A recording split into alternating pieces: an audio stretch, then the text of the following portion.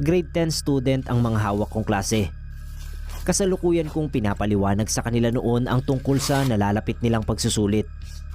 Nasa kalagitnaan na ako nang biglang mamatay sindi ang koneksyon ng dalawa sa mga estudyante ko, sina Arnold at Aris.